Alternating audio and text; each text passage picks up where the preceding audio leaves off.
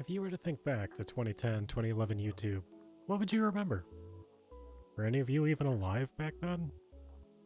From what I recall, Rooster Teeth could do no wrong.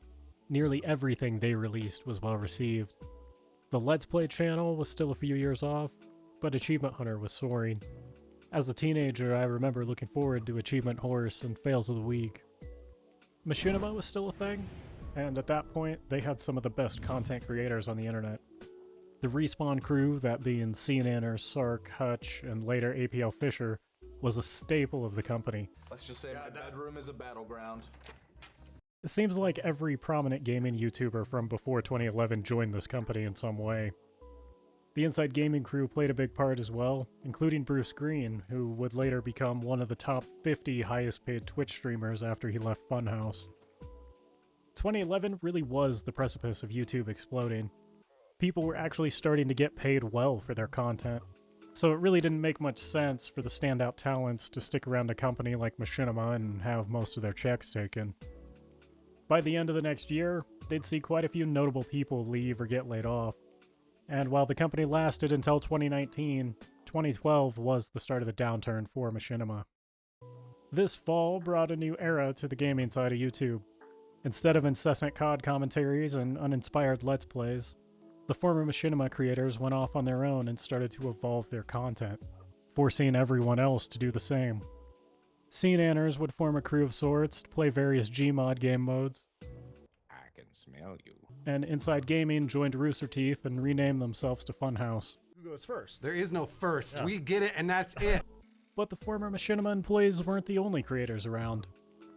PewDiePie started posting horror content in December of 2010, kicking off the horror game era of YouTube.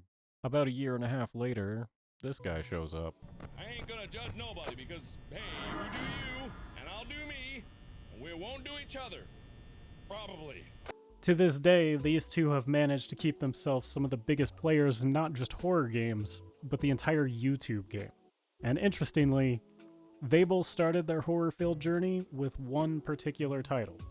According to my Steam library, I haven't played this since 2014. On September 11th, oddly. I suppose a decade is long enough.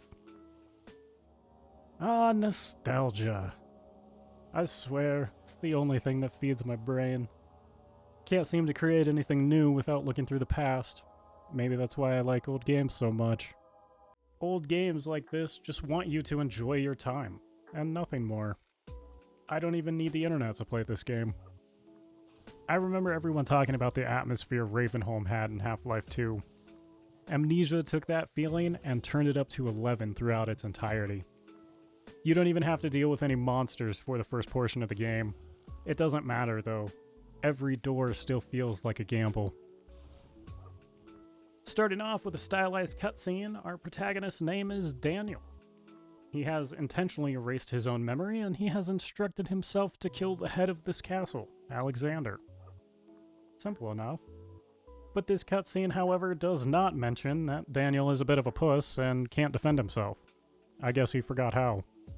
This was the first game I ever played where you couldn't fight back against the enemies. The monsters won't show up for a while, but when they do, you have no option but to run and hide. This was so uncommon at the time, they even had to put messages up to tell the player that you have to be a little bitch in this game. Amnesia wasn't the first game to be designed this way, but when it came out, it was really refreshing to have a game where your character isn't John America blasting your way through each level. Interestingly, this game was supposed to have combat at one point in development.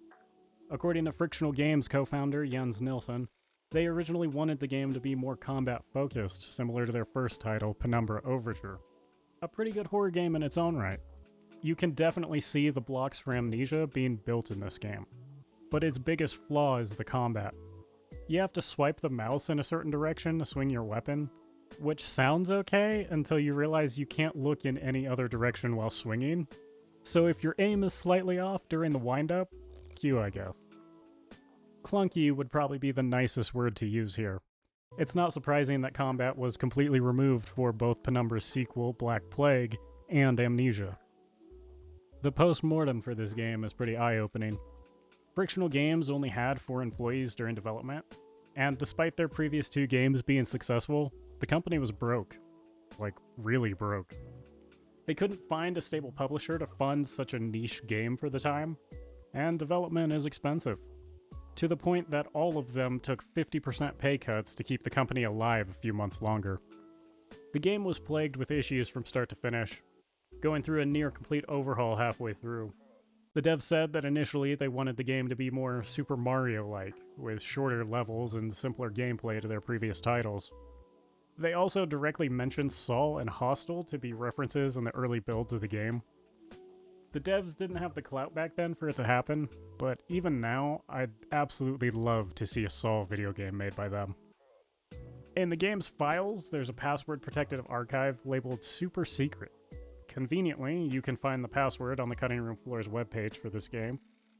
Inside, there's a wealth of information on the game's development, including concept art, a cut diary, videos of the level editor, early map designs, and a few different roadmaps of the game as it changed course. The Alpha Grunts look different. From what I can gather, at one point, the game was more Metroidvania-esque, where each chapter would have a hub that connected to each level within the chapter. Certain levels could be completed in any order, and others required items to unlock. You can see in the early test videos, there's a percentage bar on the hood that I assume indicates how much of the chapter is completed. It seems like they wanted this version of the game to be a cross between Banjo-Kazooie and Silent Hill. There's a PowerPoint presentation included that paints the game to be more Resident Evil-esque, where you'd have this large area to explore with different traps to avoid, doors to unlock, and puzzles to solve. This excerpt from a file labeled Ancient Game Overview from 0810 details how freedom is the main gameplay concept. It's rather interesting to me that at the time, around 2008-2009, there were a few devs that focused very heavily on this theme. FromSoft and the Souls games are probably the biggest example. You can beat that entire series without having a single clue what's going on. Later on in this document, they mention the possibility of having support for something called the Novant Falcon. What the fuck is that? It's a haptic feedback controller. This weird-looking thing is pretty interesting in its own right, but realistically, it's not anything more than a novel peripheral. To gamers, at least. I guess this device has some real use in training doctors with surgical equipment. For the rest of us, though, this overpriced piece of shit essentially adds real-life recoil to your weapons in-game. Kinda like the Time Crisis light guns. $500 seems a bit steep for this. Plus $125 in shipping? Good lord, are you kidding me? I could get an actual Time Crisis cabinet for just a little bit more than this. And I feel like I'd have infinitely more fun. There are a few different design documents we can look through. The setting seems to have always been a castle or large manor, but the time period shifts around a bit. The final game is placed in the 19th century. However, there's references within these documents that mention both the 18th and 13th centuries as the time the game takes place. These documents have plenty of typos, however. I assume this is because the dev team is Swedish, so these documents were probably not written in English originally. I'm not entirely sure if the 13th century was actually considered, as I could only find one ambiguous note saying that the technology from a certain puzzle didn't exist in that time period. Due to financial pressure, the devs started making drastic changes to the game, wanting it to be more efficient to develop. Usually, changes like that are a really bad sign, but every so often you get a game that has the Jaws effect. Looking through the cut content, it really does seem like the more they cut out, the better the game was for it. The design philosophy changed almost completely at this point. Now, instead of short levels and Super Mario-like elements, their tune changed to a slower, more atmospheric pace. They state their goal for the game became Penumbra, but better. And I'll give it to them. They accomplished that goal. The devs talk about being blindsided by the support Penumbra received from Steam sales, and the success of the very first Humble Bundle, which included that game. While it was a warm welcome for them, they were in full crunch for Amnesia, and still on the wire when it came to finances.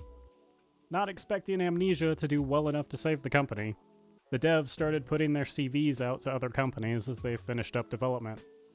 However, September 2010 came along, the game was released, and sales were good, actually.